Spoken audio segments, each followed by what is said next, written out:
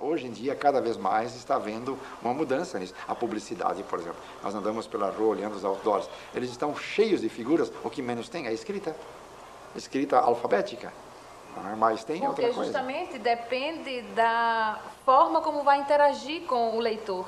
Exato, se você faz um outdoor cheio de texto, você que vai passando não tem tempo de ler. Como na oralidade também nós temos o gesto. O que é um gesto? Um gesto é um desenho fora da mente daquilo que estou pensando. Eu digo, era grande, era pequeno, né? Era bem pequenininho, ou eu digo que era bonito, então, ou faça qualquer coisa. Os gestos, a nossa gestualidade, assim, assim, né? Assim. Eu posso, esses gestos todos, eles são itens lexicais, na verdade, na oralidade. Eles funcionam como substitutos de palavras. Essa é digamos, uma questão muito importante, porque, inclusive, em culturas diferentes, os mesmos gestos significam outras coisas. Um gesto aqui pode significar uma coisa, num outro, muito interessante, num outro pode ser ofensivo, ou vice-versa. Então, o que nós temos que entender é que essa variedade de manifestações simbólicas são apenas formas para produzir sentidos. E as pessoas, quando utilizam isso, é que produzem os sentidos. Os sentidos não estão nas formas. Os sentidos estão naquilo que as pessoas fazem com as formas, nas práticas sociais. Uma das características da fala, por exemplo, numa conversa, é justamente a troca de turno. Vocês viram que eu tentei entrar 2 vezes na conversa aqui e ele manteve o turno. Na escrita, isso não tem esse problema, porque a escrita eu estou fazendo sozinha. Então eu decido quando eu vou começar o próximo parágrafo, quando eu vou começar o próximo capítulo do livro ou não. Numa conversa face a face, com 1, 2, 3, 4 pessoas, essa construção é coletiva. Há uma cooperação. Nesse exato momento, ele poderia revidar e começar a tomar meu turno. Eu vou continuar a falar desesperadamente, até acelerando o ritmo da voz, como uma característica de manutenção de turno. E essa questão é interessante pelo seguinte, Eu pessoal, falei? lembrar um aspecto interessante.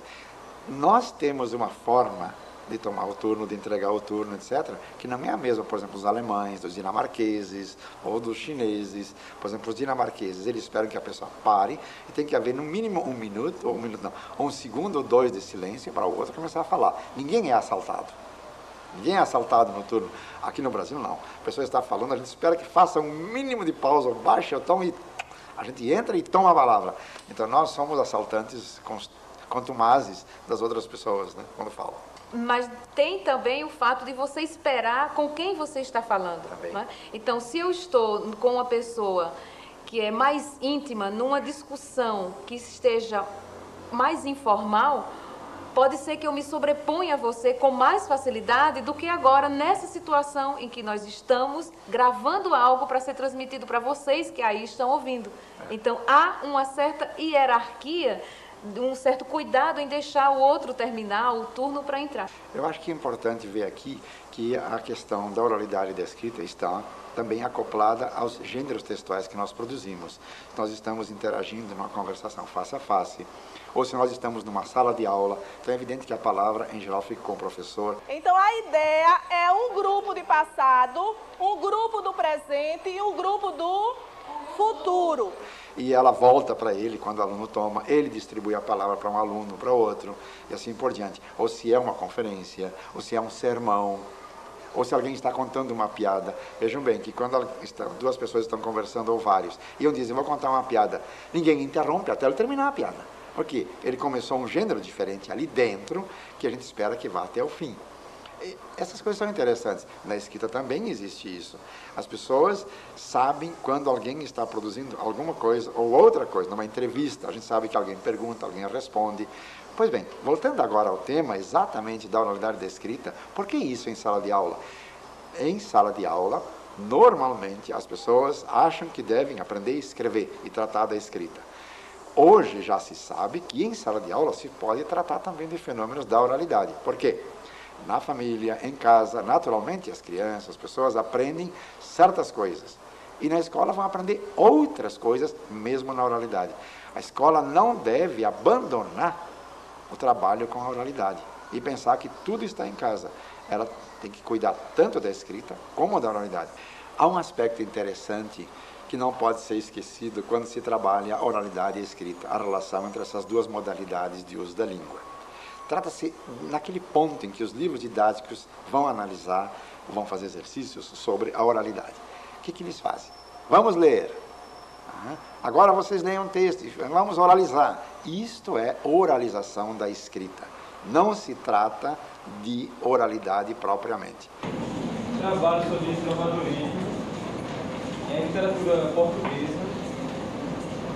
A primeira manifestação da literatura portuguesa é justamente essa primeira escola.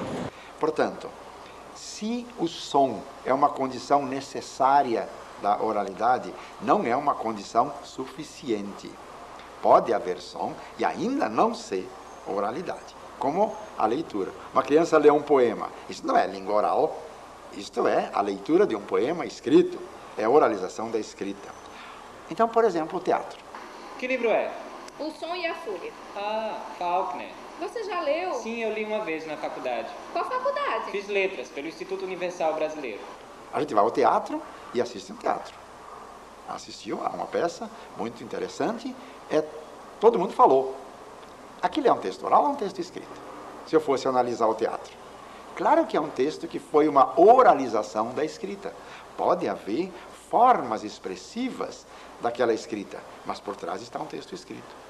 Quando nós ouvimos no noticiário de televisão, ele só aparece oralmente. No entanto, a pessoa está lendo numa tela a notícia.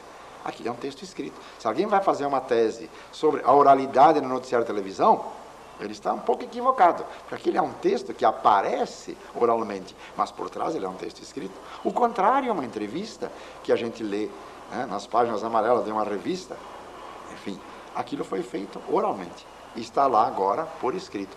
Há textos que originalmente foram produzidos oralmente e só aparecem por escrito. E o contrário, foram produzidos por escrito e só aparecem oralmente. São textos escritos ou orais. Esta imbricação, esta mistura de modalidades é muito comum. Como também existe uma mistura de gêneros, muitas vezes, que eu posso ter numa publicidade uma carta, mas não é uma carta, é uma publicidade. O gênero é publicidade, e não uma carta. Então, seria muito importante que na escola se tivesse um cuidado grande para caracterizar oralidade e escrita como não duas coisas dicotômicas, mas que muitas vezes se imbricam, mas que muitas vezes estão bastante separadas, sem dúvida nenhuma.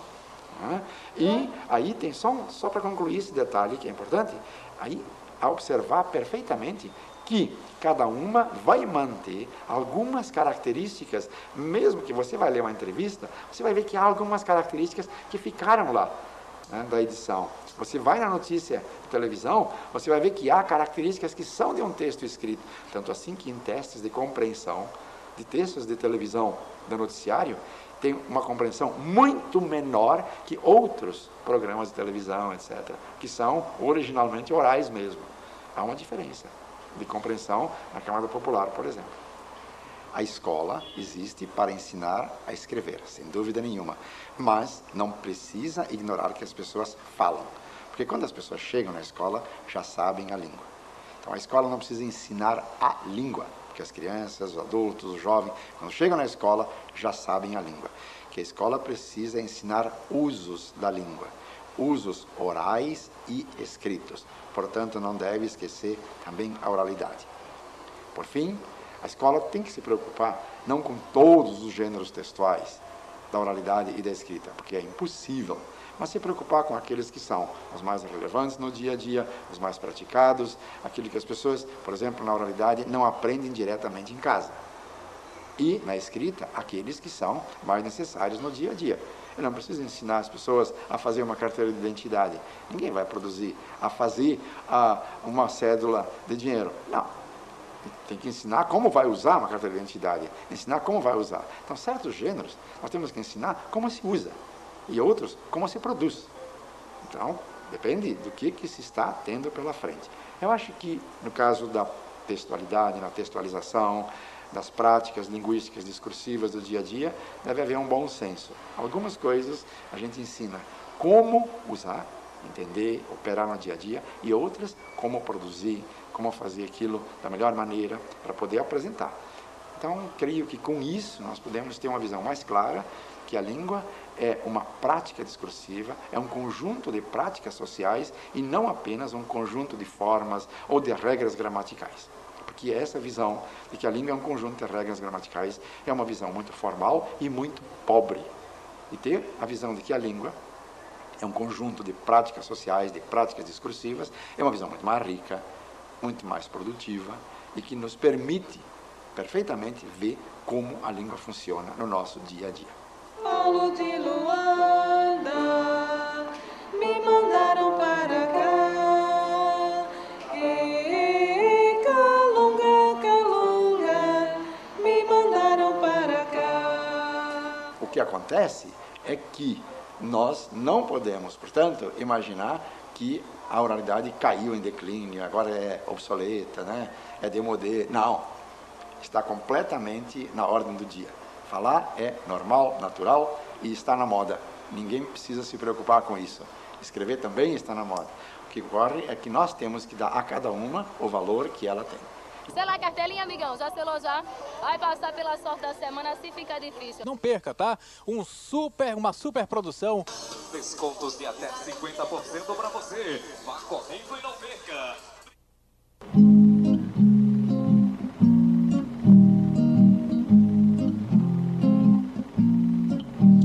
Estrelinha, minha amiga, que brilha e me guia. Uma noite, algum dia eu estarei contigo e alcançando o teu céu levarei comigo tua luz, tua alegria, bem pouco de tua vida e se mudares de direção, estudarei os astros com estudo, se quiseres seguirei tua pista e na ciência da saudade, brincando de poesia infinita, amizade eu farei sem tua companhia.